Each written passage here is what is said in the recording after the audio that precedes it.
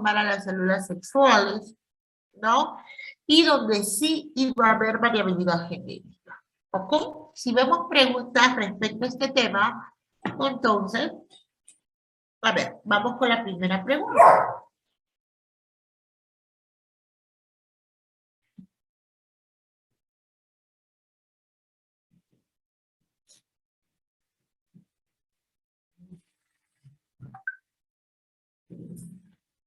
Ok, etapa de la donde se aparea corresponde a ver, etapa de la mitosis o meiosis para empezar. ¿Dónde hay apareamiento de cromosomas? ¿En mitosis hay apareamiento de cromosomas? Pues en meiosis.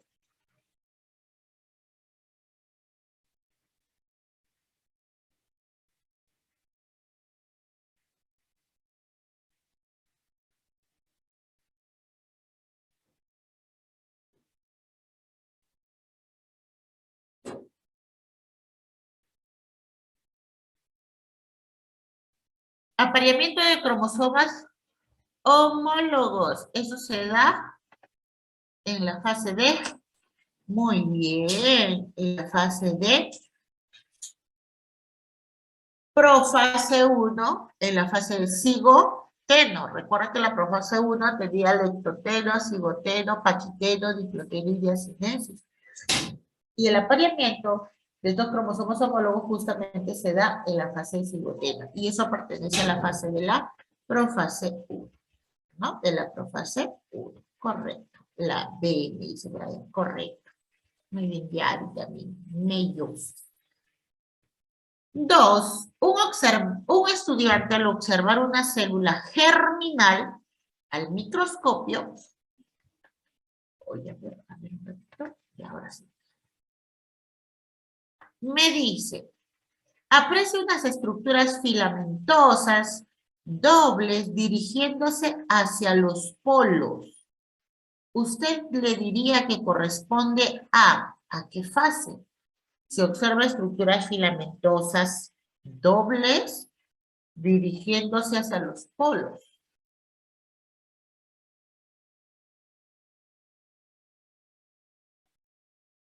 Muy bien, sería la anafase 1, porque la anafase 1, recuerden, se divide o se da la división reduccional y los cromosomas dobles migran a polos opuestos en forma de una aspa, en forma de una X.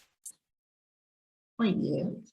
En anafase 2 es cromátides hermanas, ¿no?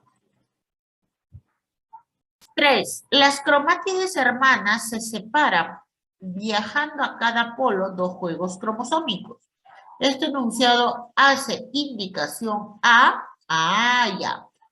En la anafase 1 eran cromosomas dobles, migran a polos opuestos en forma de X. En la anafase 2, muy bien Yari, muy bien Brian, aquí se va a dar la separación de las cromátides hermanas y se van cromosomas simples a cada polo en forma de una V.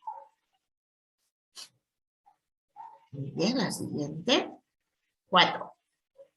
Las características que se describe a continuación. Te dice, descondensación de cromosomas no homólogos con 2 cromátides y reorganización de la carioteca. ¡Ojo!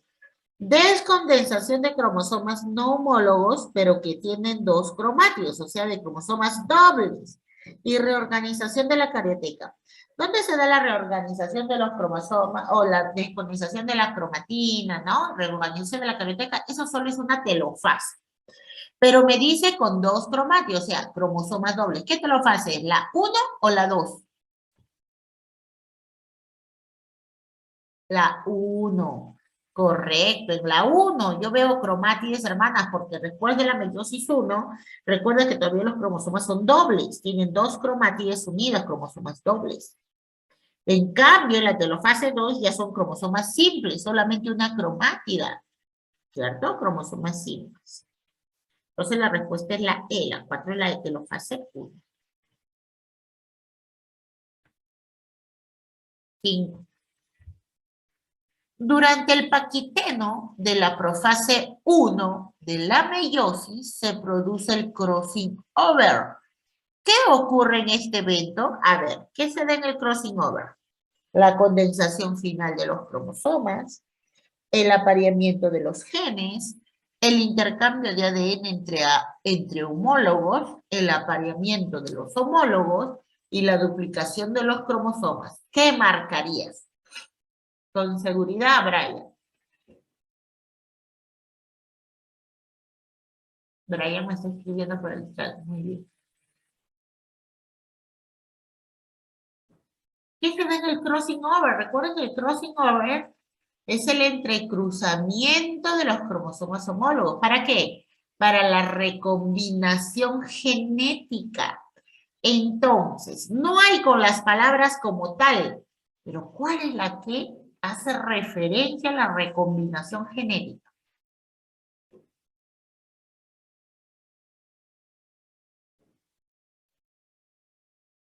Muy bien, Yadi, Brian, pero están dudando, ¿no? La C, hay intercambio de ADN entre los homólogos, recombinación, los genes es un fragmento de ADN, pues, ¿no? Los genes de papá se recombinan con los genes de mamá. Y gracias a eso se da el aumento de la variabilidad genética.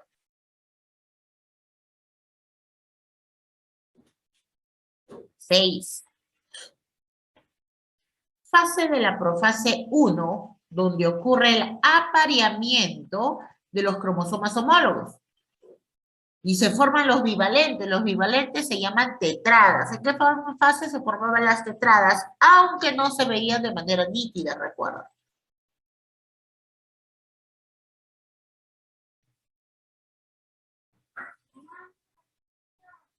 Ya, muy bien.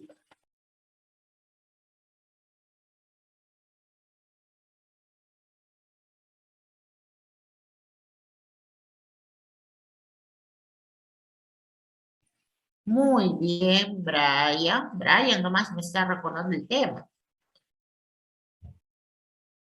Claro, el cigoteno. Recuerden, el cigoteno se da el apareamiento de los cromosomas homólogos y se forman las tetradas, son llamados bivalentes. Aunque ya sabes que no se observan de manera nítida. Correcto. 7. Sobre la meiosis, marca verdadero o falso según corresponda. A ver. En la diacinesis, los quiasmas se observan en los extremos de los cromosomas.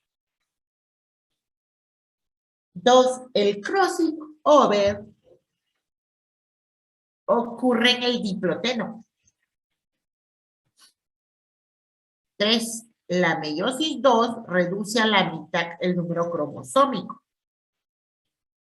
Las tetradas, me dice, se observan en el paquiteno.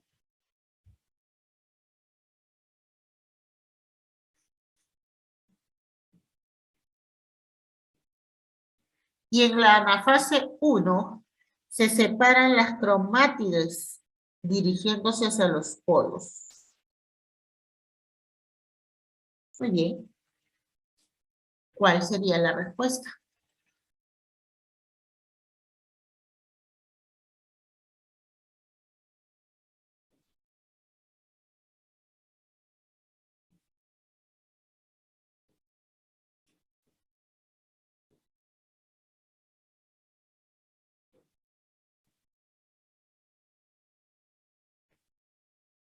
¿Cuál sería la respuesta? En la diacinesis los quiasmas se observan en los extremos de los cromosomas. Bueno, los quiasmas en realidad se observan en diploteno, ¿no? Pero sí, pues todavía en diacinesis yo puedo observar todavía ciertos quiasmas que ya están en los extremos de los cromosomas porque ya recuerda que en la diacinesis se va a dar la separación completa de los cromosomas homólogos. Podríamos considerarlo verdadero. Lo del crossing over ocurre en el diploteno. Eso es falso porque el crossing over es en paquiteno. ¿No? La meiosis 2 reduce a la mitad el número de cromosomas. Falso, el que reduce a la mitad el número de cromosomas es la meiosis 1, que es la reduccional. La meiosis 2 ya solo es ecuacional, ya no reduce a la mitad el número cromosómico, solo lo reparte equitativamente. Falso. Las tetradas se observan en el paquiteno. Bueno, a ver, las tetradas, recuerda se forman desde el cigoteno. ¿Se observan en paquiteno? Sí, aunque no de manera tan nítida. Ojo, pero sí se observan. ¿Ya? Incluso todavía en diploteno puedo ver quiasmas. Perdón, no puedo ver tetradas. Claro, ¿se observa? Sí, puede ser falso o verdadero. A ver, vamos, depende de la última. Se dice, en la anafase 1 se separan las cromátides dirigiéndose hacia los polos. Ah, no, pues en la anafase 1 no se separan las cromátides. En la anafase 1 se separan los cromosomas homólogos. Separación de cromátidas, hermanas, recién se da en la anafase 2.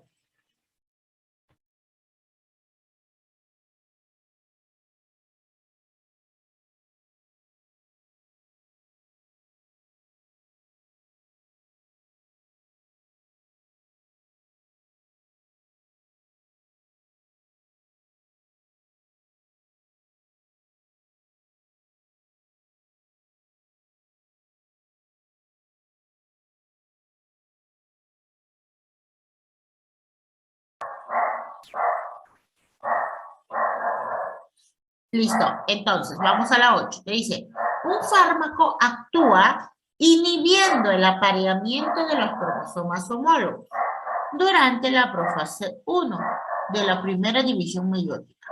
¿En qué evento está actuando dicho fármaco? Ya, facilito, ¿dónde está actuando? En el cigonema, muy bien, muy bien. En el cigonema, ¿por qué en el cigonema? Porque recuerda que ahí se da el apareamiento de los cromosomas homólogos. Siguiente. El paiche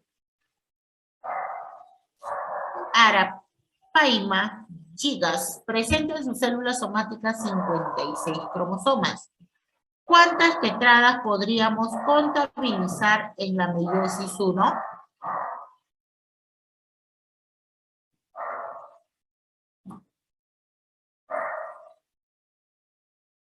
Si un paiche tiene 56 cromosomas, ¿cuántas tetradas podríamos visualizar o contabilizar en la meiosis 1?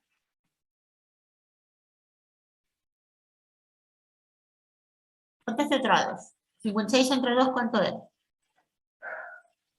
28, pues, ¿no? Porque tetradas vienen en pares, ¿no? Si son 56, son 28 pares. Ah, 28 pares. Muy bien, Nicole, muy bien, Gary.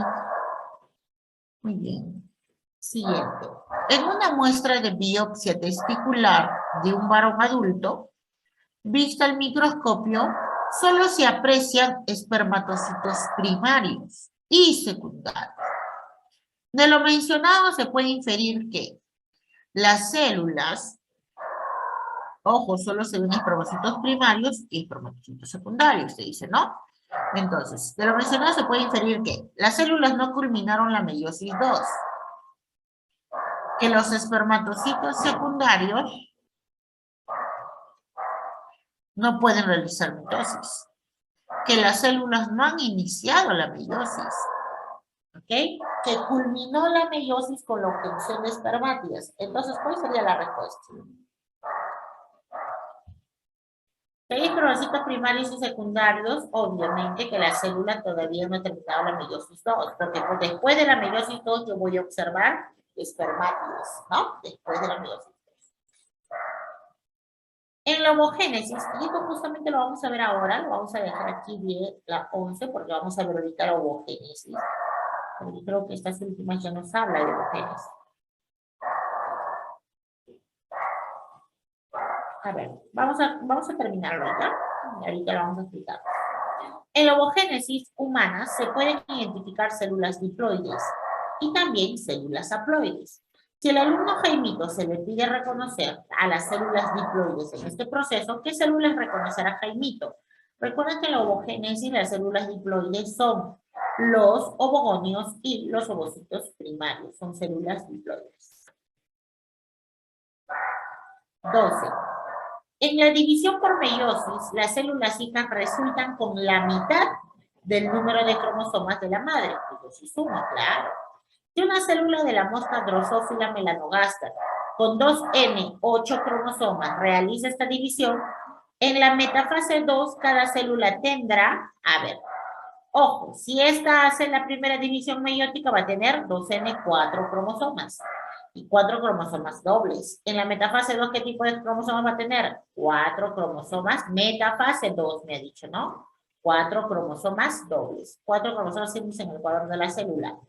4 cromatíes en cada polo. 8 cromosomas simples en cada polo. 4 cromosomas dobles en el ecuador de la célula. Metafase todavía son cromosomas dobles. ¿Ok? Cromosomas dobles. Muy bien. Y si es metafase es ecuador de la célula. 13. La formación de gametos implica un tipo de división celular conocida como la meiosis. Así es. Esta división consta de 2 eventos consecutivos, meiosis 1 y meiosis 2. Debido a los acontecimientos que ocurren en la profase 1, es que se lleva a cabo la recombinación genética. ¿En qué etapa de la profase 1 se forman los bivalentes? A ver, ¿en qué fase de la profase 1 se forman los bivalentes? Bivalentes, recuerda que es el otro nombre de tetradas. Y ya varias preguntas similares hemos visto.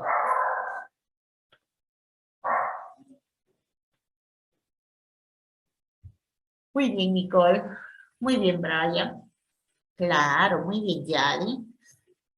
Debe ser en la fase de cigoteno, donde se da el apareamiento de los cromosomas humanos. A ver, la Chenopodium quinoa, o sea, la quinoa, posee un número diploide de cromosomas. La quinoa tiene 36 cromosomas, 12 de 36. ¿Cuántos cromosomas en total se contabilizan dentro del grano de polen? ¿Y cuántos dentro del saco embrionario?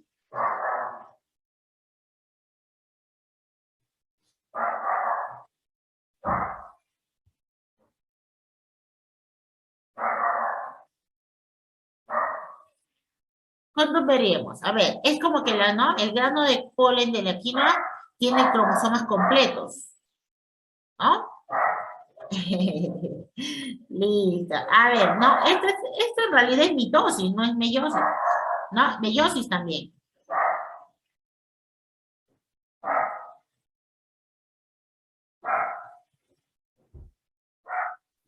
Sí, no se preocupe. Sí, ahorita vamos a explicar gametogénesis, no se preocupen. Ya, pero a ver, les explico esto, ¿no? Recuerda, la quinoa tiene 2N36 cromosomas. En el grano de polen yo voy a encontrar los 36 cromosomas que tiene, no puedo encontrar más de ellos. Pero en el saco embrionario, recuerda que ya va solamente la mitad. ¿Cuánto es la mitad de 36? 18. Entonces, ¿cuál sería la respuesta? 36 y 18. ¿Ok? Muy bien, la C, así es. Ahora aquí. El número haploide del geranio es 7. Ojo, haploide, N7.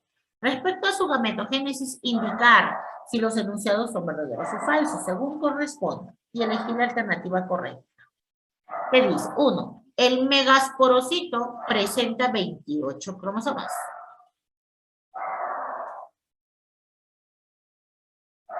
En el grano de polen, falso, ¿no? O sea, si tú te das cuenta, ¿no? Si, ¿cómo va a tener 28 cromosomas? 7 por 4, ¿cuánto es 7 por 4? Es 28, ¿cierto? Pero, ojo, tú no tienes que le ha repartido 7 cromosomas a cada uno. Tú sabes que la meiosis 1, esta debe ser, si es haploide 7, diploide ¿cuánto es? 14, ¿cierto? Debe ser 14. Claro, entonces el megasporocito debe tener 14 cromosomas, no tiene 28 cromosomas. Falso la primera. En el grano de polen se observan 21 cromosomas. 7 por 3, 21. ¿En el polen vamos a tener 21 o vamos a tener 14? 14, pues, ¿no? 14. Falso también. Hay 14 cromosomas en el núcleo secundario. Si es secundaria es meiosis 2, o sea, meiosis 1 es de 14 a 7 y meiosis 2 es de 7 a 7, porque recuerda que la meiosis 1 es de la, ¿no? De un número diploide se reduce a la mitad, ¿cierto? Si tenía 14 a la mitad sería 7. Pero si me dice núcleo secundario, el secundario ya no tiene 14, debe tener también 7, ¿cierto? Debe tener 7 también. Entonces también es falso. ¿Cierto? Falso. Claro que sí. Hay 7 cromosomas en un núcleo espermático. Claro, el núcleo espermático ya es el último núcleo, ¿cierto? La final, las células haploides. ¿Cuántos cromosomas debe tener? 7. Verdadero. Y el último, el gametofito femenino se observan 21 cromosomas. Si es un gametofito ya no puede tener 21, tiene que tener la mitad. 7. Falso. Entonces, ¿qué salió? Besito. Y justamente estas 3 últimas preguntas que hemos visto tienen que ver con el proceso de, ojo, gametogénesis, de formación de los gametos. ¿Ya? A ver, chicos. Recuerda que la meiosis, hemos dicho, consta de 2 divisiones consecutivas. Meiosis 1, meiosis 2. La meiosis 1 es reduccional porque se reduce a la mitad el número de cromosomas. Y ahí vas a tener en cuenta que no todas las especies tienen 46 cromosomas, pues como estás viendo, algunos tienen 14, otros tienen 36, otros tienen 56, otros tienen 80, otros tienen 8, ¿cierto? Pero por la meiosis siempre, de la meiosis 1, si tiene 8, en la meiosis 1, ¿cuánto tendrán las células hijas?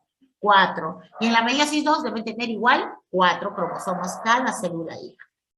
Si tienen 14 cromosomas, la célula mamá, después de la meiosis 1, ¿cuántos cromosomas tendrán las hijas? 7, porque la meiosis 1 es reduccional, a la mitad. Y la meiosis 2, ¿cuántos cromosomas tendrán las hijas? Igual que la meiosis 1, también 7. Ya no se reduce a más. ¿Ok? Entonces, ojito ahí. ¿Listo? Entonces, miren, ese proceso de formación de los gametos, de las células sexuales, se llama gametogénesis. Y vamos a empezar a ver a este proceso llamado de la gametogénesis. Voy a compartir la pantalla. Creo que ya se visualiza.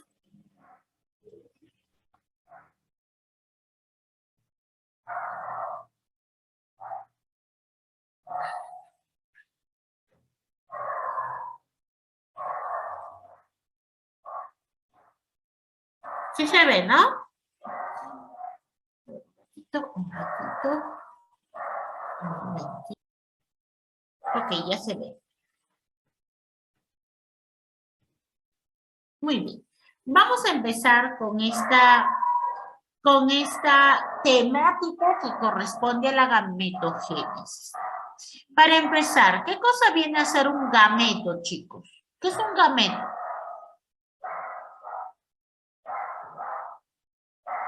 ¿Qué será un gameto? Muy bien, Brian. Un gameto es una célula sexual. Así es una célula sexual. ¿Qué cosa es génesis?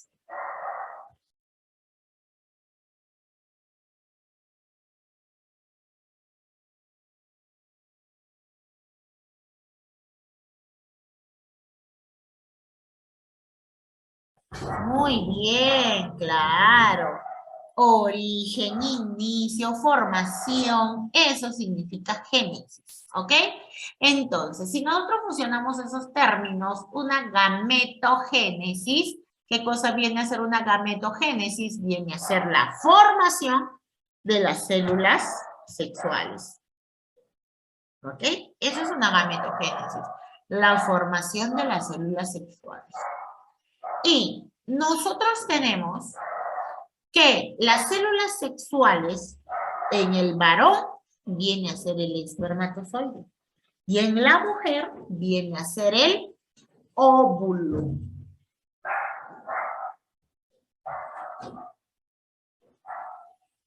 La célula sexual masculina es el espermatozoide y la célula sexual femenina es el óvulo. Aunque hay que tener en cuenta que en la mujercita nuestro óvulo es nuestro gameto femenino, pero no siempre vamos a llegar a formar nuestro óvulo. Solo llegamos a formar óvulo cuando nos embarazamos. Profesor, y si no nos embarazamos, solo llegamos a formar hasta ovocito secundario. Así que si a ti te preguntan, ¿quién es el gameto femenino? Tu respuesta es el óvulo. Y si no hubiera óvulo en tus alternativas, entonces, ¿qué marcarás? Ovocito secundario. ¿Ok? Y estas, miren, estas células sexuales, espermatozoide y óvulo, se dan cuenta, miren, que vienen a ser células de tipo diploides. Son células, perdón, haploides. ¿Por qué células haploides, profesora? Porque son células que solo tienen N cromosomas, la mitad del número de cromosomas, ¿cierto? Tienen N cromosomas. ¿Y de dónde se originan estas células germinales? O estas células sexuales, perdón. Se van a originar a partir de unas células llamadas o conocidas como las células germinales o llamadas las células primordiales. ¿De dónde se originan?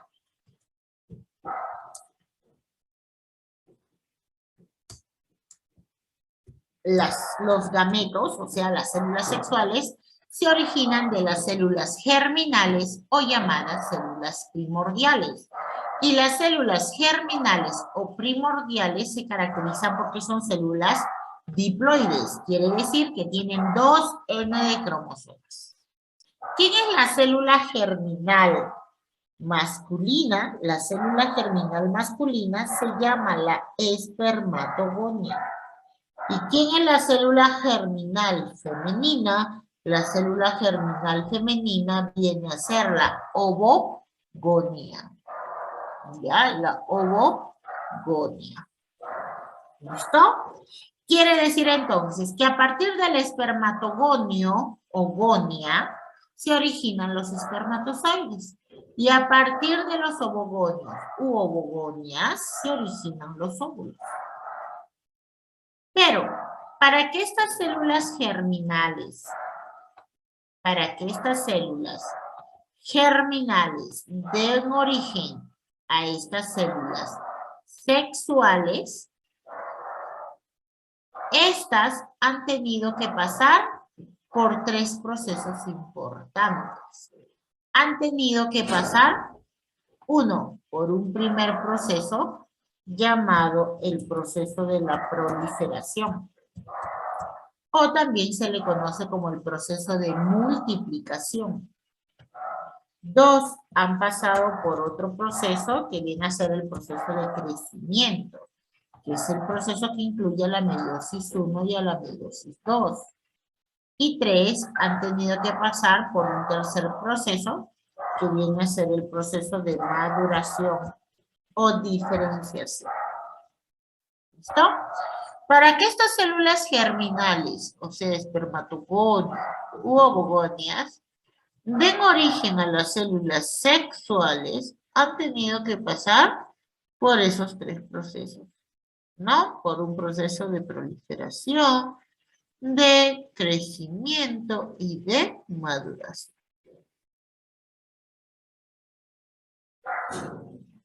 Ahora, todos estos procesos por los cuales han pasado estas células germinales son procesos que a su vez se van a encontrar regulados o influenciados por la acción de glándulas endocrinas. Por la acción de glándulas endocrinas. Pregunto, ¿qué cosa es una glándula endocrina?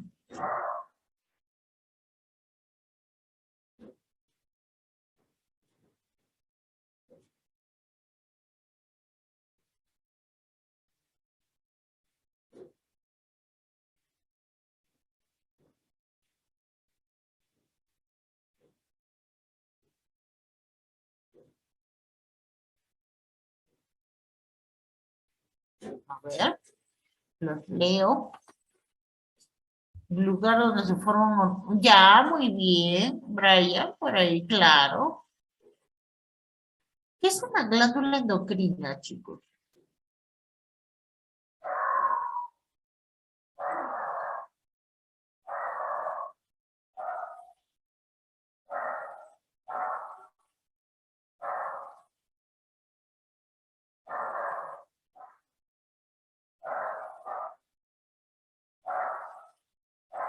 Ok, muy bien. Una glándula endocrina viene a ser una estructura donde se va a secretar o se van a formar hormonas. Eso es una glándula endocrina. Aquella estructura que es capaz de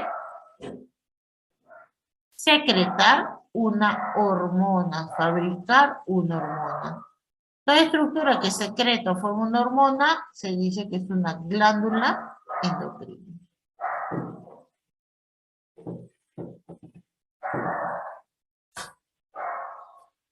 Ahora, nosotros tenemos, pues, ¿qué glándulas endocrinas participan en este proceso de gametogénesis? En este proceso de gametogénesis participa, por ejemplo, el hipotálamo. El hipotálamo es un tallo endocrino que forma la prolongación, ¿no?, de los axones, ¿ok? Es un tallo endocrino que va a secretar a una hormona. ¿Qué hormona me secreta? El hipotálamo me está secretando la hormona GnRH. La hormona GnRH, que son las siglas de la hormona liberadora de gonadotropinas.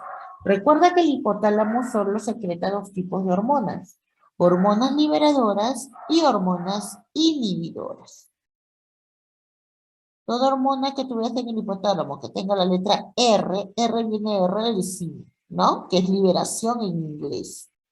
Entonces, la hormona liberadora de gonadotropinas está secretándose por el hipotálamo. ¿Y para qué me sirve esa hormona? La hormona liberadora de gonadotropina.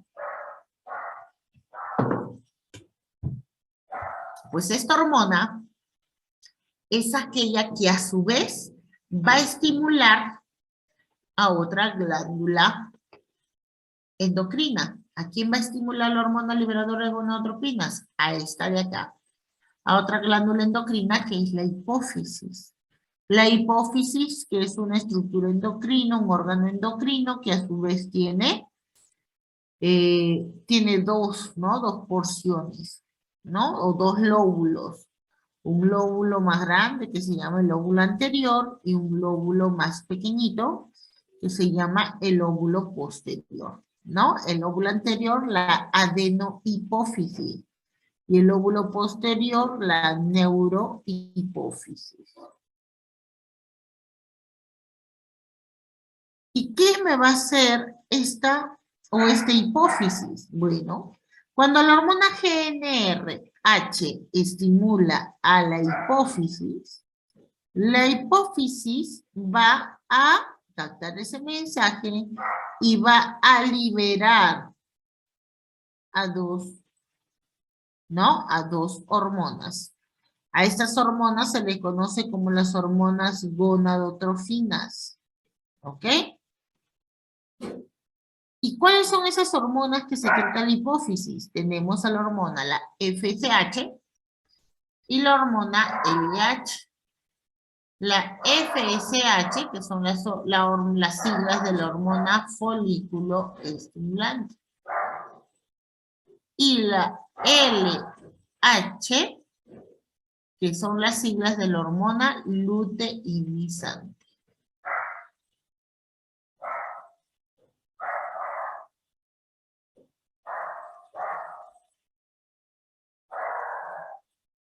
¿Listo? A ver, ¿por qué le llamamos a la FSH folículo estimulante y a la LH luteinizante? ¿Por qué se les llama gonadotrofinas? Porque estas son hormonas, estas dos son hormonas que van a participar a nivel de las gónadas. Se les llama gonadotrofinas porque son hormonas que actúan en las gónadas. ¿Cuáles son las gónadas? A ver, ¿quiénes son las gónadas? A ver, ¿cuál sería? ¿Qué es una gónada?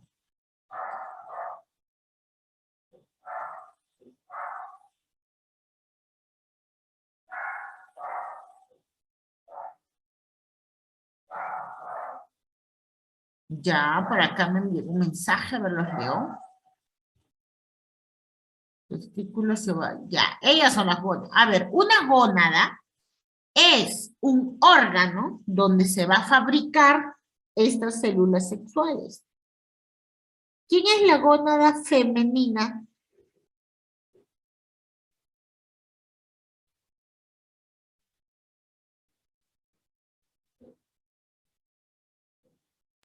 Ovarios, Miss. Ya. A ver, los leo por acá, por aquí, por aquí. Muy bien. Claro, una gónada, chicos, es el órgano donde se fabrican los gametos, ¿no? ¿Qué cosa es una gónada? Es un órgano donde se fabrican las células sexuales. Y en la mujer, nuestras gónadas femeninas se llaman los ovarios.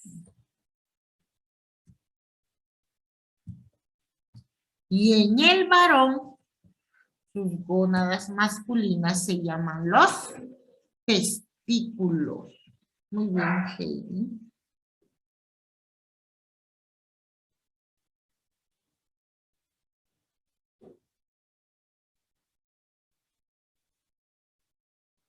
¿Listo? Entonces, ¿quiénes actúan sobre las gónadas?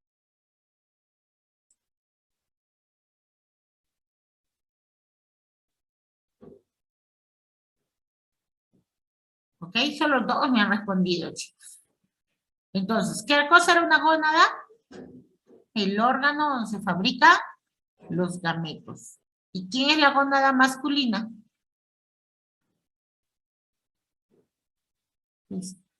Testículos. ¿Y cuál es la gónada femenina? Los ovarios. Exacto, los ovarios. Quiere decir que la folícula estimulante y la LH va a actuar sobre los testículos y va a actuar sobre los ovarios. Ahora, ¿cómo van a actuar estas hormonas en las gónadas? Nosotros a nivel, ojo, nosotros vamos a tener que a nivel, por ejemplo, vamos a cerrar esto un ratito, ahora sí. A nivel, por ejemplo, de la hormona folículo estimulante, la hormona folículo estimulante es la que va a actuar a nivel del ovario y también a nivel del testículo. ¿Qué es lo que va a hacer la folículo estimulante a nivel de los ovarios? Bueno, como tú ves acá, la hormona folículo estimulante va a estimular a la maduración folicular, va a estimular a que madure el folículo.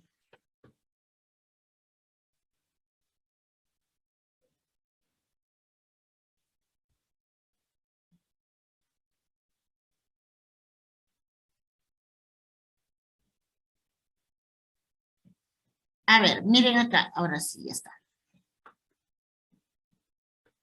La hormona folículo estimulante a nivel de los ovarios de la mujer me dice que va a estimular a la maduración folicular.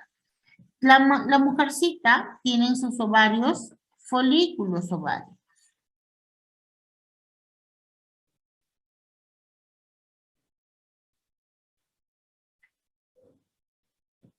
Al folículo ovárico que estaba chiquitito, miren, ¿ve? A nivel del ovario, la hormona folículo estimulante la va a hacer crecer.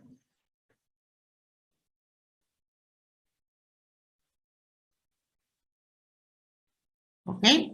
¿Y para qué, profesora, la hace crecer a ese folículo ovárico? Para que ese folículo ovárico madure y se convierta en un folículo secundario. ¿Ok? Aquí está. Mira, ¿qué hace la folícula estimulante en el ovario de la mujer? Estimula la maduración folicular. Hemos dicho.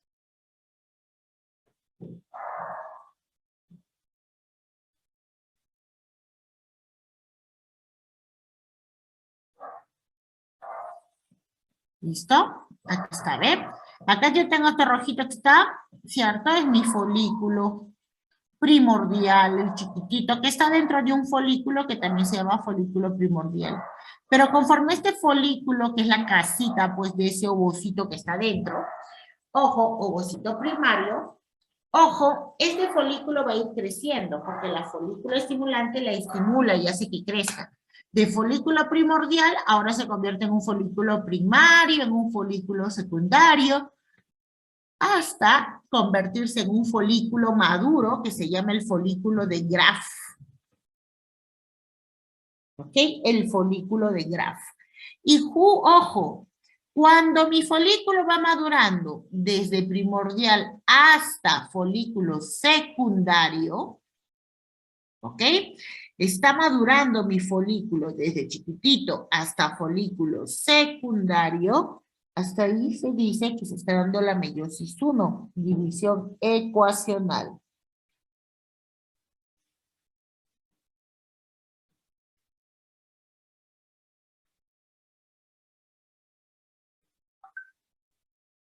¿Ok? Ahora, cuando ya mi folículo madura, se convierte en este folículo grande que se conoce o se le llama como el folículo de Graf. Lo voy a poner acá. Folículo de Graf. Y cuando yo ya tengo que mi folículo de Graf está formado, tenemos pues que este folículo de Graf en su interior va a tener o va a presentar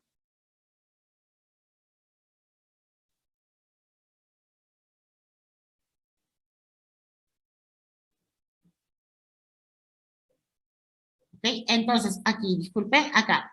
Cuando mi folículo, ojo, ya se convierte, mi folículo madure, ya se convierte en un folículo de Graf, hasta aquí, hasta folículo secundario, ojo, mi ovocito es una célula diploide. ¿Por qué? Porque se encuentra todavía en ovocito primario. Pero cuando ya se forma mi folículo de Graf, nosotros tenemos que aquí ya mi célula no va a ser diploide, sino va a ser una célula haploide, porque quiere decir que hasta folículo secundario se termina la meiosis 1 y empezará la segunda división meiótica, que es una meiosis 2.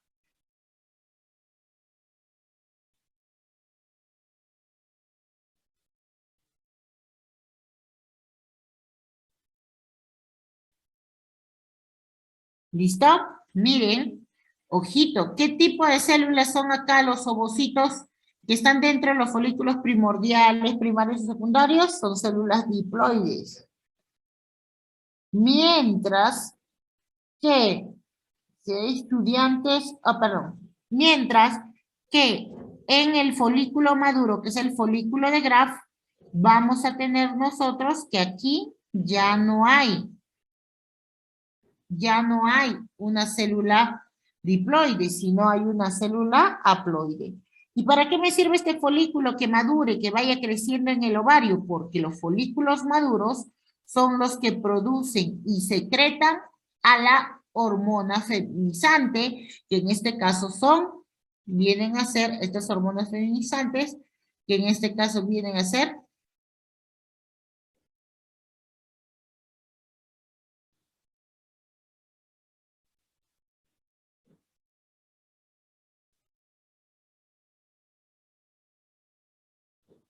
aquí está.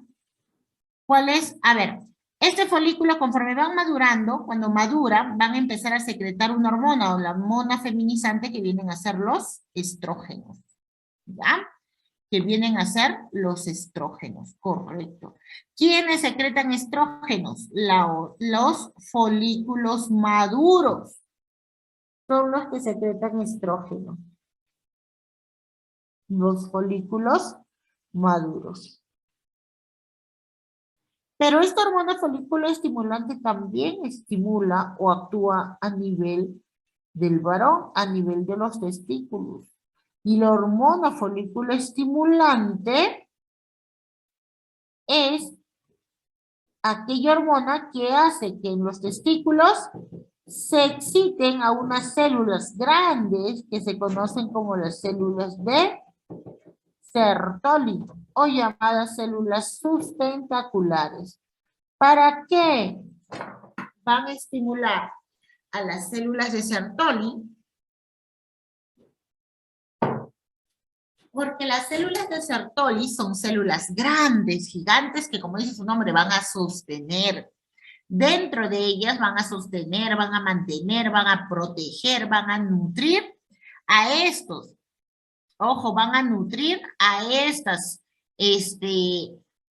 espermátides o a estas células pues germinales.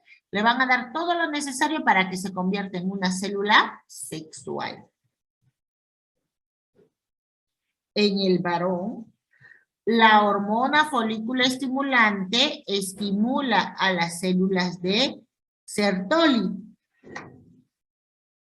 ¿Para qué? Para que estas células de Sertoli mantengan, sostengan, protejan y nutran, ¿no? Nutran a estas células germinales y le den todo lo necesario para que se convierta hasta un espermatozoide.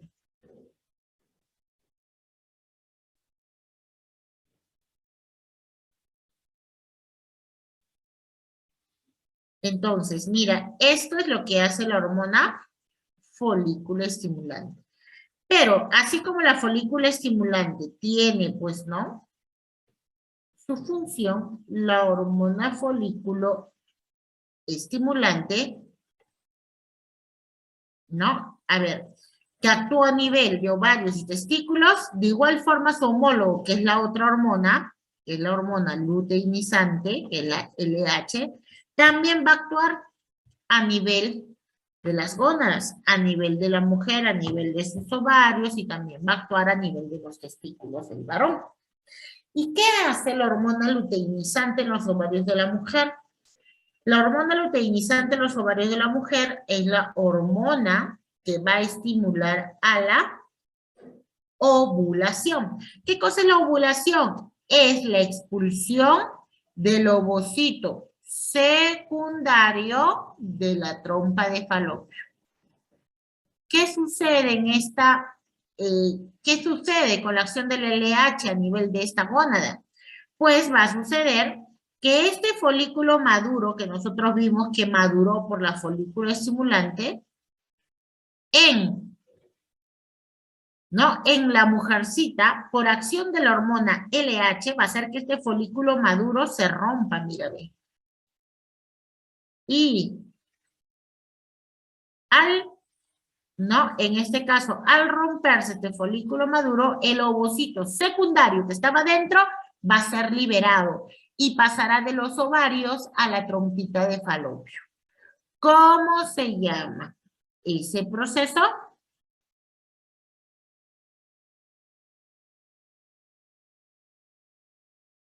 ¿Cómo se llama ese proceso, chicos?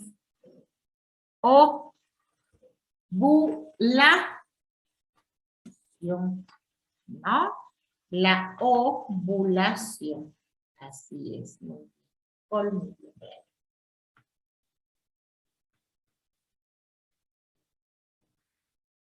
Ahora, cuando se rompe el folículo maduro y libera al ovocito, ¿no? Secundario de él, o secundario porque hemos dicho que es haploide, este folículo roto que está acá, se queda en el ovario de la mujer. Y cuando se queda en el ovario de la mujer, ese folículo roto va a formar a un cuerpo amarillento, que se conoce o se llama como el cuerpo lúteo. ¿Y para qué es importante que se forme el cuerpo lúteo? A partir, ojo, a partir del folículo roto que se quedó en el ovario, porque ese folículo maduro forma un cuerpo amarillento que está acá, que se conoce o se llama como el cuerpo lúteo o cuerpo amarillo, que va a secretar la progesterona, que es la hormona que favorece pues el embarazo. ¿Ok? Entonces, mira, tenemos a la LH a nivel de los ovarios de la mujer.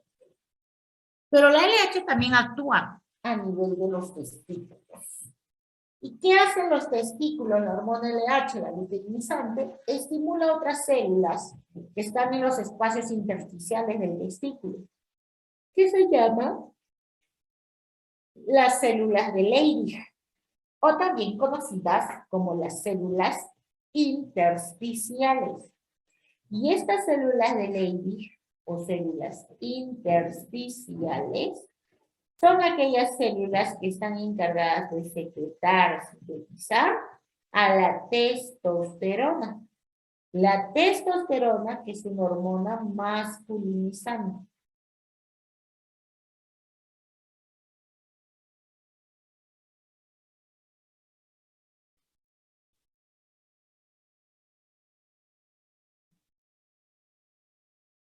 A ver.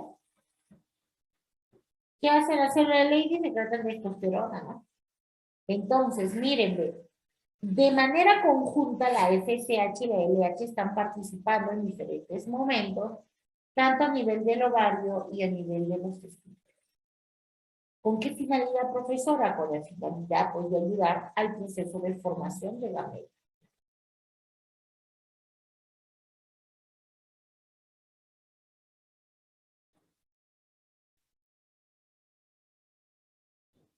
¿Preguntas hasta aquí?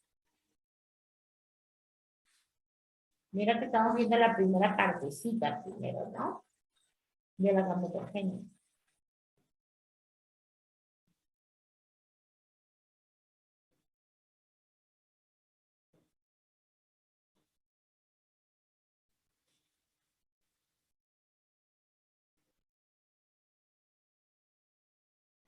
Preguntas, chicos, hasta ahí, ¿cómo vamos?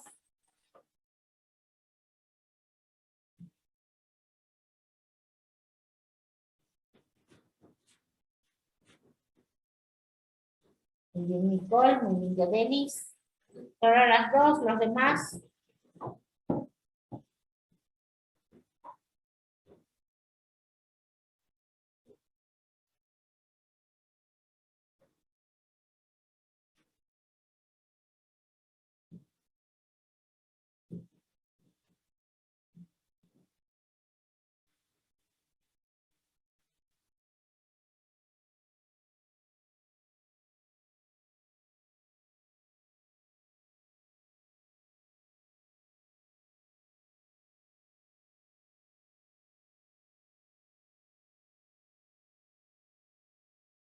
¿Está claro hasta ahí entonces, no?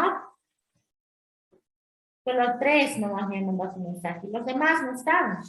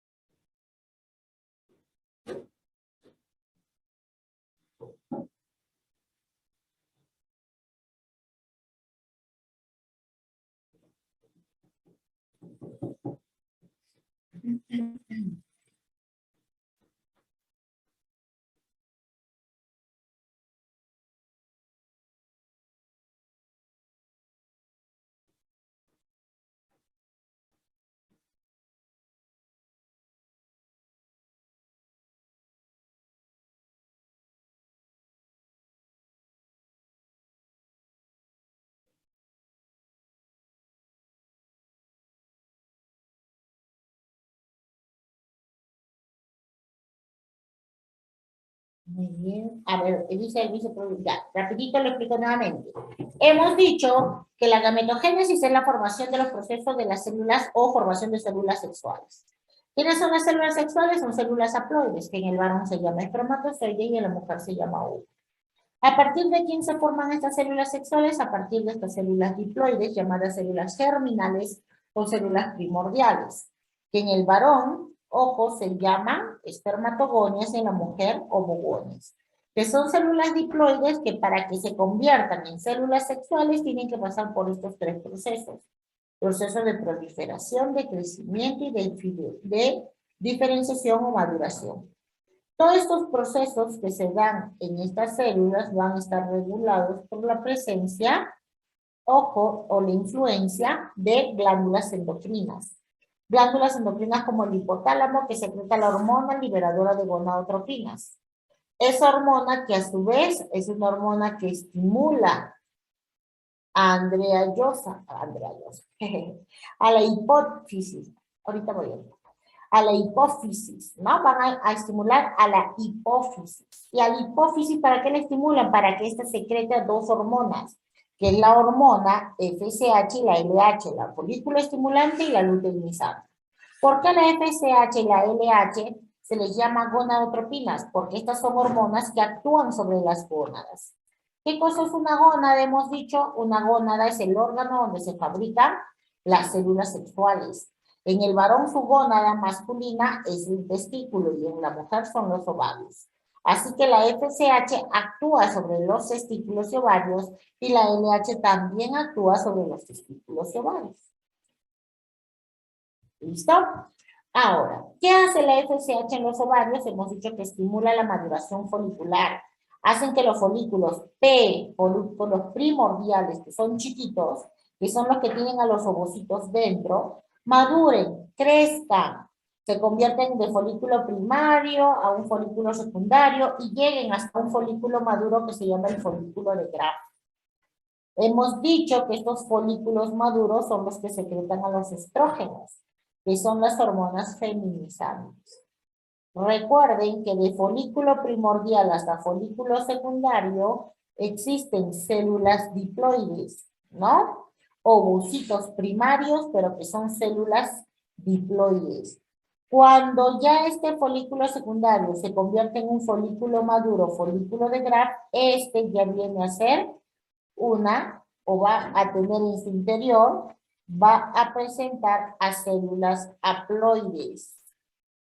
Va a presentar al ovocito secundario que ya es una célula haploide que solo tiene 23 cromosomas. Quiere decir que la meiosis 1 termina hasta folículo secundario, ¿no? Y me da como producto a un folículo o a un ovocito secundario. Ahorita vamos a verlo eso en ese proceso, ¿ya? De folículo primordial hasta folículo secundario, recuerda que las células son diploides. Pero del folículo de Graf ya tiene adentro de él, ya tiene a células haploides. Solo con 23 cromosomas. En el caso del varón, la folícula estimulante, hemos dicho que estimula unas células grandes que se llaman las células de Sertoli. Las células de Sertoli, que son células grandes o llamadas sustentaculares, porque son las que van a sostener, mantener, nutrir y proteger a las células germinales para que se conviertan en células sexuales. Eso en el caso de la FSH. En el caso de la LH también actúa sobre los ovarios, también actúa sobre los testículos. ¿Qué hace la hormona LH? A ese folículo maduro, folículo de Graf, que estaba formado y tenía el ovocito secundario dentro de él, hace que ese folículo, miren, se rompa. Y cuando se rompa, provoca que este ovocito secundario que estaba dentro de él salga del ovario y pase a otra estructura del ovario que viene a ser la trompa de Falopio, ¿no? Para esperar al espermatozoide. Ese es mi ovocito secundario. Pero este folículo roto que se quedó me va a formar un cuerpo amarillento que se llama el cuerpo lúteo. ¿Y por qué es importante el cuerpo lúteo? Porque ese cuerpo lúteo es el que produce o secreta la progesterona. En el caso del varón.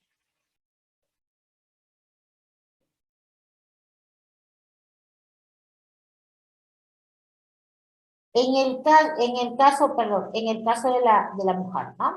Ahora, en el caso del varón, hemos dicho que esta hormona LH estimula otras células que son las células de Leydig, que son llamadas células intersticiales encargadas de producir o secretar la testosterona.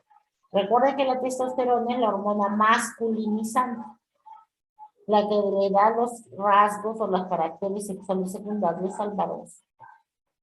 Miren, tenemos aquí a la acción de la FSH y de la LH ¿no? Que han sido secretados en este caso por la hormona luteinizante, que han sido secretados por la hipófisis, ¿no? La luteinizante y la FSH. ¿De dónde se secretaron? De la hipófisis, del lóbulo anterior de la hipófisis, de la adenohipófisis.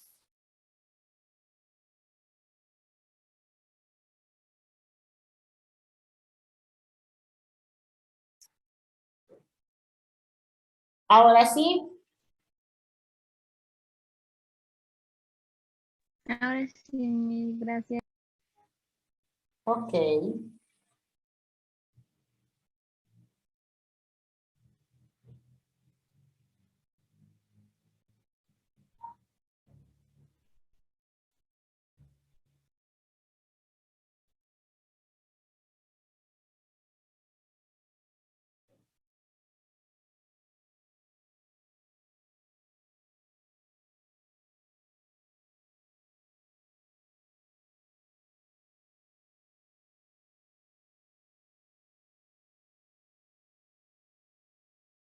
Ahora sí, ¿no? Muy bien. Ahora, nosotros vamos a tener dos tipos de gametogénesis, ¿ya? Tenemos a dos tipos de gametogénesis.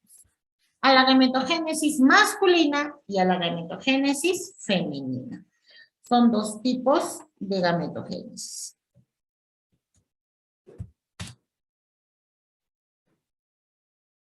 Ok, veamos primero a la gametogénesis masculina y la siguiente clase vamos a ver a la gametogénesis femenina, ¿no? A ver, voy a tomar tu captura, vamos a la siguiente. Vamos a borrar esto.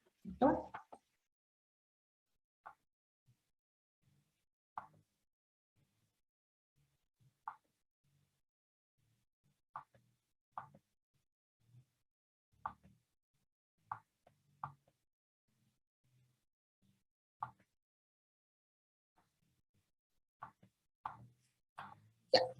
A ver. Uy, ¿qué pasó? Ahora sí. Muy bien. A la gametogénesis masculina se le conoce como la espermatogénesis. ¿Qué cosa es la espermatogénesis? Es la formación de espermatozoides. Es la formación de gameto, ¿no? Es la formación del gameto masculino. ¿Ok? ¿Y a partir de quién se forma? Los espermatozoides, hemos dicho, se forman a partir de una célula germinal que se llama la espermatogonia. O también le puedes decir espermatogonio. ¿Ya? Espermatogonia o espermatogonio. ¿Qué viene a ser pues una célula diploide? Que viene a ser una célula diploide que tiene 46 cromosomas, obviamente cromosomas dobles.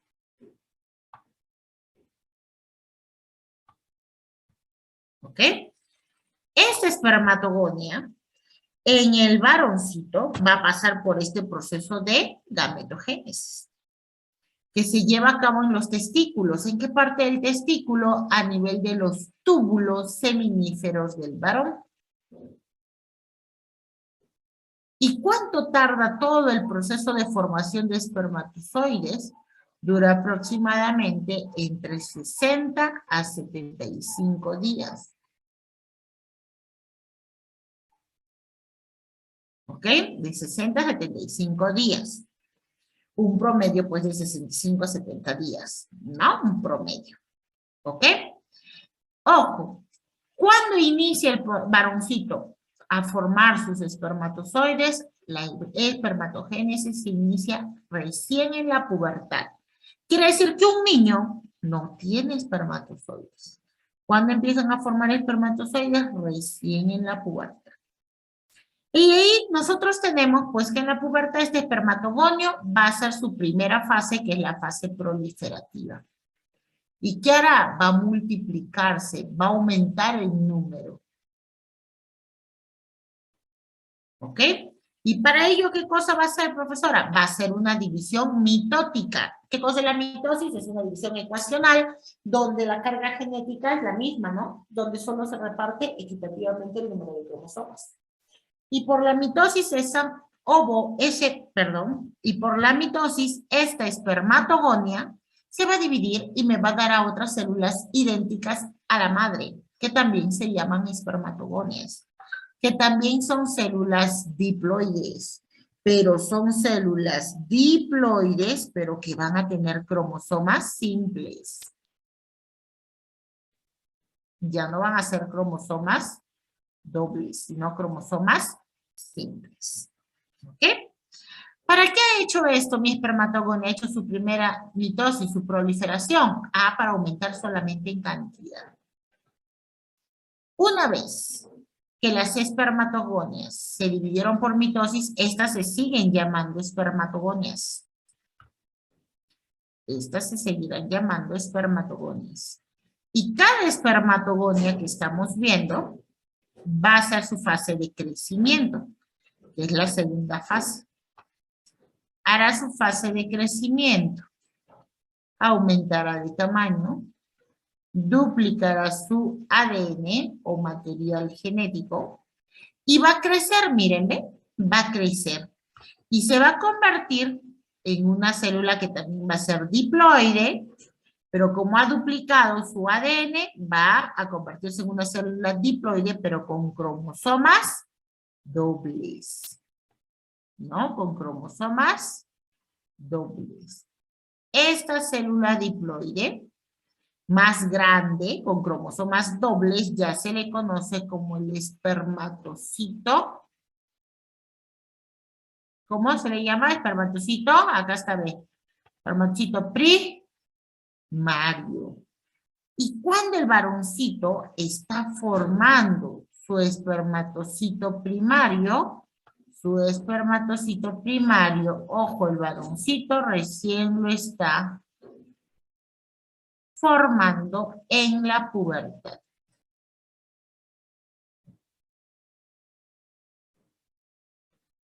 ¿Un niño tendrá espermatozoides? No. ¿Cuándo se empieza a formar? Hemos dicho recién en la pubertad. Este espermatocito primario, que es diploide también, pero más grande en comparación que el espermatogonio.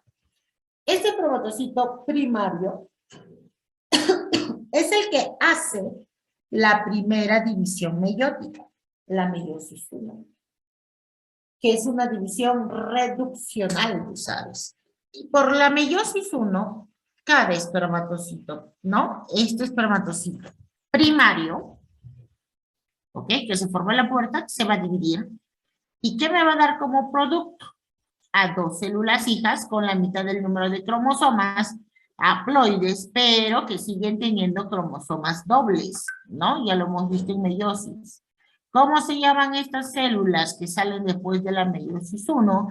Se llaman los espermatocitos secundarios, que ya son células haploides, solo tienen la mitad del número de cromosomas.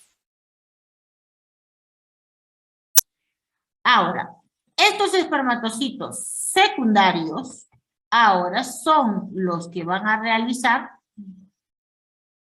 a la segunda división meiótica.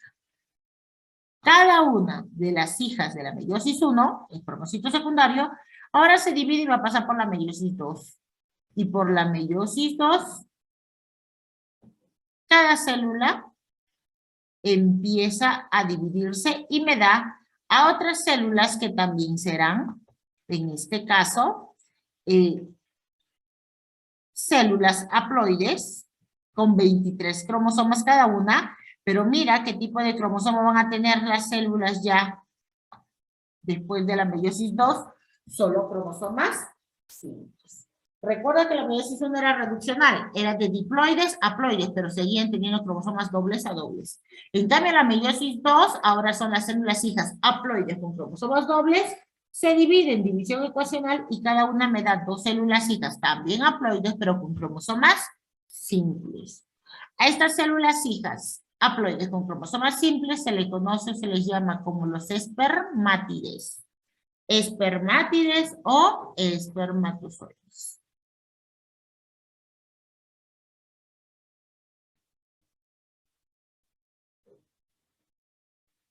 Ahora, cada espermátide es como decir que es un espermatozoide bebito, chiquitito, no diferenciado. Una vez que las espermátides se formaron, la hormona folículo estimulante va a estimular pues a estas otras células que se llaman las células de Sertoli, que son unas células grandes que dentro de ellas tienen pues no incrustados a estos espermatogonios. ¿Y qué va a hacer? Esta célula de Sertoli va a nutrir, va a proteger a esas espermátides, le va a dar todo lo necesario. ¿Para qué? Para que cada uno de ellos se diferencie, madure y cada uno de ellos se convierta en un espermatozoide maduro. Se convierta en un espermatozoide maduro. Ese proceso de transformación de espermátides a espermatozoides, ese proceso se conoce o se llama como la espermiogénesis. La espermiogénesis, que es la transformación de espermátides a espermatozoides.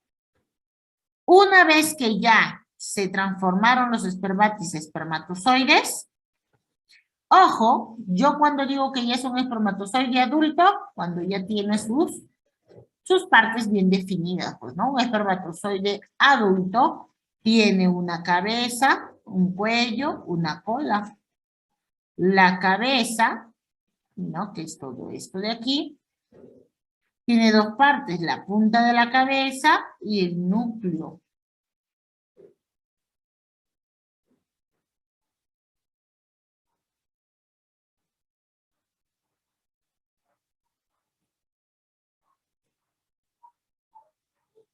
¿Listo? Ahora, una vez que ya los espermatozoides están formados con su cabeza, su cuello y su cola, la cabeza tiene dos zonas, el acrosoma, que es la punta de la cabeza, y el núcleo, donde está la carga genética.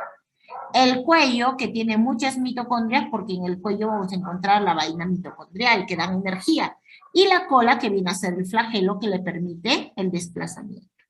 Una vez que cada espermatozoide está formado, viene, o las células de Sertoli, ¿qué hace? Los tenía dentro de ellas, ¿cierto? Ahora, ¿qué va a pasar? La célula de Sertoli va a liberar a estos espermatozoides. El proceso de liberación de los espermatozoides, ¿ok? De las células de Sertoli, ese proceso se llama la espermiación. La espermiación es la liberación o la expulsión, ¿no? De los espermatozoides.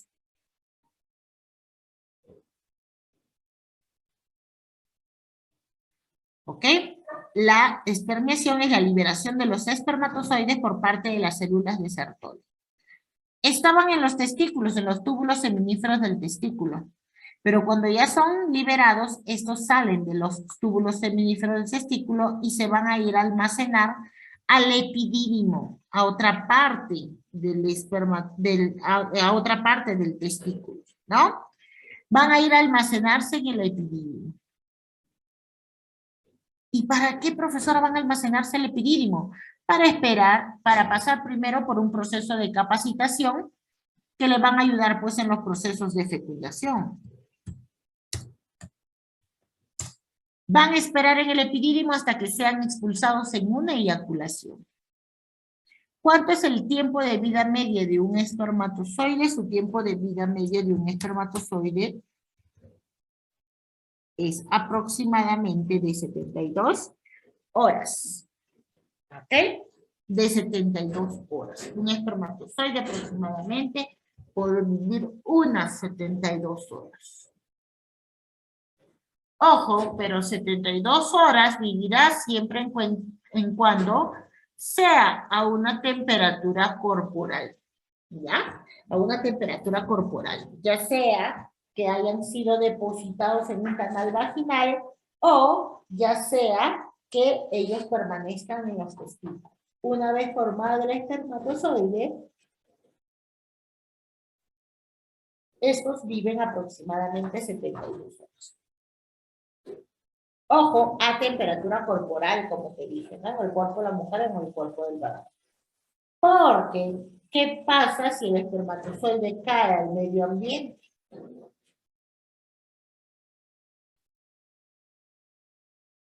Si cayera al medio ambiente, ojo, ¿no? A temperatura ambiente, el espermatozoide formado no va a vivir más de 5 minutos, un promedio de 5 minutos, ¿ok? Y va a morir pasado ese tiempo, a una temperatura ambiente. Pero a temperatura corporal, hemos dicho que puede llegar a vivir hasta las 72,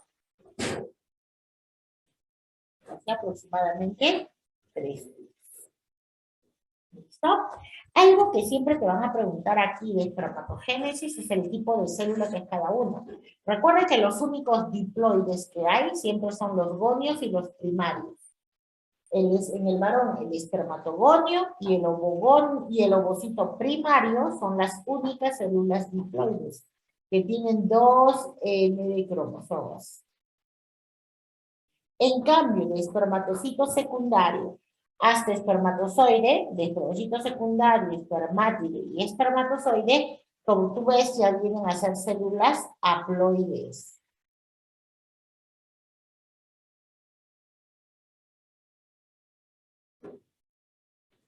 Ok, mira, dentro de lo que vienen a ser, ¿no? Mis células diploides y mis células haploides.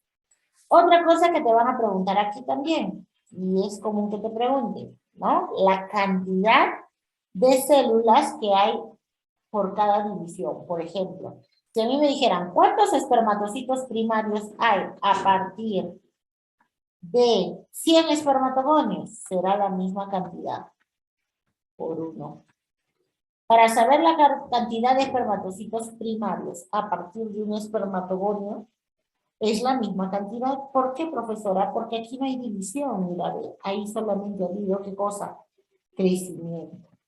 ¿Ok? Así que la cantidad de espermatogonios que inician este proceso es igual a la cantidad de espermatocitos primarios. Ahora, ¿cuántos espermatocitos secundarios tendremos a partir de, ¿no? de una cantidad de espermatogonios o espermatocitos primarios? Como tú sabes que esos son la misma cantidad, entonces, ya sea de espermatogonio o espermatocito primario, para saber la cantidad de espermatocitos secundarios, entonces yo tengo que multiplicar por 2. A ver qué pasa si yo te digo 50 células o 50 espermatozoides, ¿ya? Si me preguntan 50, a partir de 50 espermatogonios o 50 espermatocitos primarios, que es la misma cantidad, ¿cuántos espermatocitos secundarios vamos a tener? Multiplicas por 2, ¿no? Y será, ¿no? Si me dicen, tengo 100 espermatogonios, ¿cuántos espermatocitos secundarios? 200, correcto. Si tengo 300 espermatocitos primarios, ¿cuántos secundarios? Por 2, 600. Simplemente es multiplicar por 2 para saber la cantidad de espermatocitos secundarios.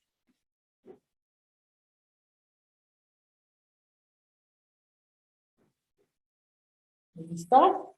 Muy bien. Ahora, para saber la cantidad de espermátides a partir de espermatogonios o espermatocitos primarios, que es la misma cantidad, para saber la cantidad de espermátides yo tengo que multiplicar por 4. Por 4. Debemos multiplicarlo por 4.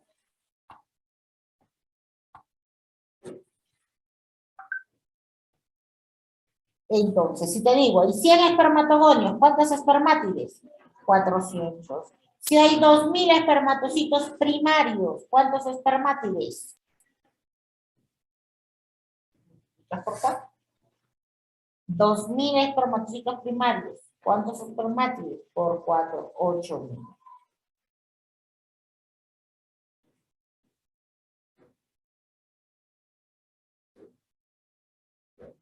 Muy bien, por 4. 8.000, ¿no? Me dicen, pero claro, pues multiplica por 4 nada más, ¿no? Entonces, mira, recuerda esto. Recuerda que la cantidad de espermátides es igual a la cantidad de espermatozoides. ¿Por qué, profesora? Porque de espermátide a espermatozoide ya no hay división, mira, ve. Solo hay maduración, solo hay diferenciación.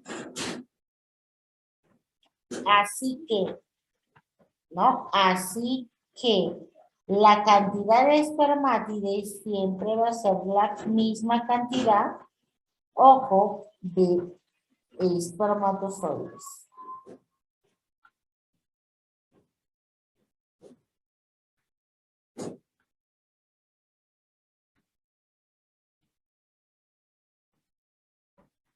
¿Ok? Entonces, si a mí me dijeran, ¿cuántos espermatozoides voy a obtener a partir de 100 espermatogonios? Entonces, el gonio, para saber la cantidad de espermatozoides, también es por 4, porque hemos dicho que es la misma cantidad. ¿No? 400 espermatozoides. Si tengo 200 espermatocitos primarios, ¿cuántos espermatozoides? 200 espermatocitos primarios, ¿cuántos espermatozoides? 800. Correcto.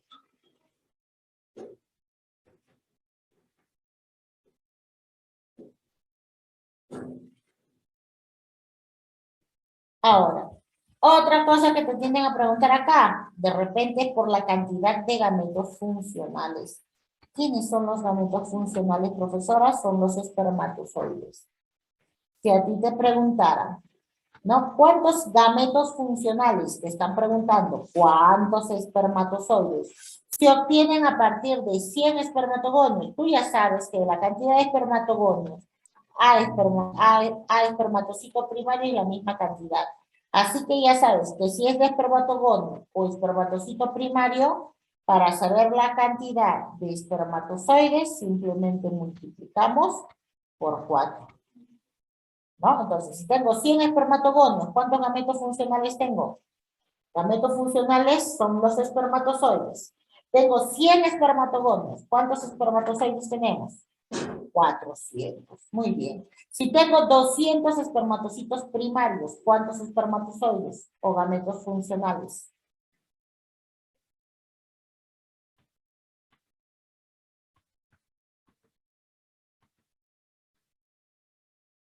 ¿200 espermatocitos primarios? ¿Cuántos gametos funcionales? Por 4 también, ¿no? 800. ¿Ok?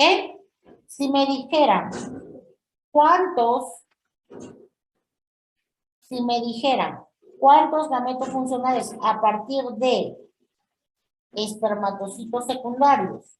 De secundarios a espermatozoides solamente se multiplica por 2. Si me dice, hay 300 espermatocitos secundarios, ¿cuántos espermatozoides habrá?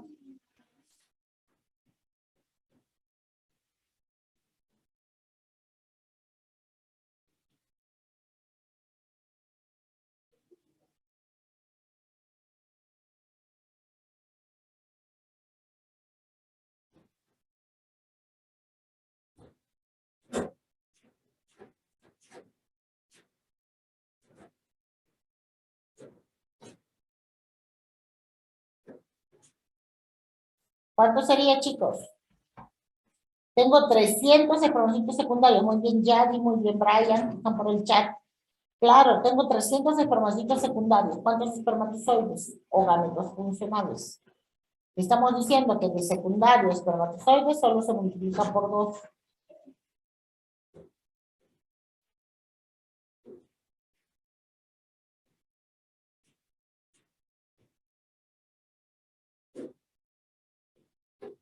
Muy bien, por 2, 600. Y si me preguntaran de espermátide a gametos funcionales espermatozoides, es la misma cantidad, por 1, porque acá hemos dicho que no hay división de espermátide a espermatozoides, solo hay diferenciación. ¿Ya? Solo va a haber diferenciación. Entonces, si tengo 400 espermátidos, ¿cuántos espermatozoides tengo? La misma, muy bien, Yadi. Tengo 400 espermátidos. ¿Cuántos espermatozoides voy a tener? Igual, pues no, muy bien, Brian, 400 también.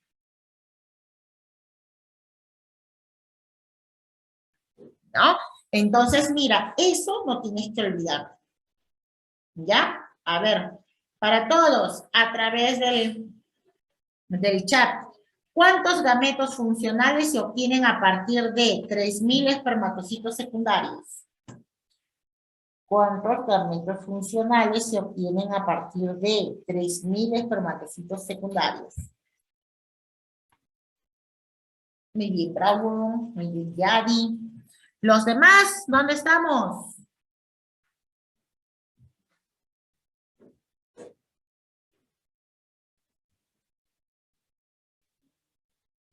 Ya vamos a terminar. 1:50 vamos a terminar. No han tenido recreo, ¿no? Ya. Rapidito, chicos, a ver. Muy bien. Solamente Brian y Yadi me respondí. 6.000, ¿no? Porque hemos dicho que hay 3.000 secundarios. Me están preguntando cuántos gametos funcionales. Ah, por 2 nada más. 6.000. Muy bien, Elizabeth. Muy bien, Mili. Correcto, 6.000. A ver, otro. ¿Cuántos gametos funcionales obtengo a partir de 4.000 espermatocitos primarios? ¿Cuántos gametos funcionales se obtienen a partir de 4.000 espermatocitos primarios?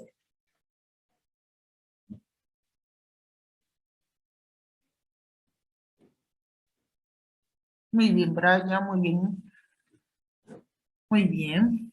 ¿Quién más? Elizabeth, ¿por cuánto? Estamos en primario. Primario está acá, mira, a ver. ¿Cuántos gametos funcionales? ¿Por cuánto tienes que multiplicar?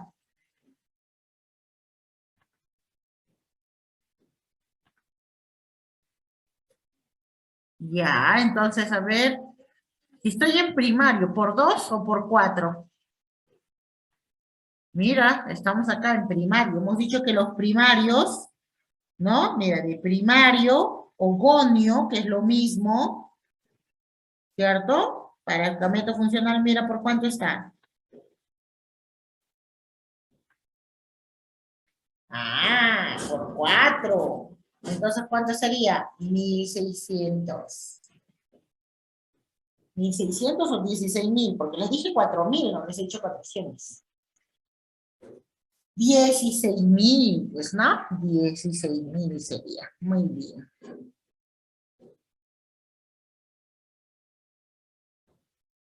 Muy bien, 16.000.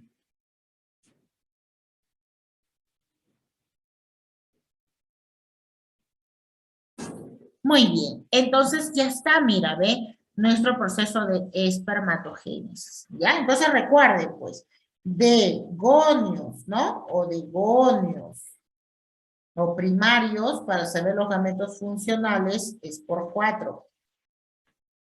De secundarios, para saber los gametos funcionales, es por 2. Y de espermátides es por 1. ¿Ya? Entonces ya está. Ajá, claro, eso hay que tener en cuenta. Siempre viene, si algo te preguntan de gametogénesis, justamente es eso. El número de espermatozoides, el número de gametos funcionales a partir de un gonio, a partir de un espermacito primario, a partir de un secundario o a partir de un espermátido. ¿Listo? Ya está la espermatogénesis. ¿Ok? El otro tipo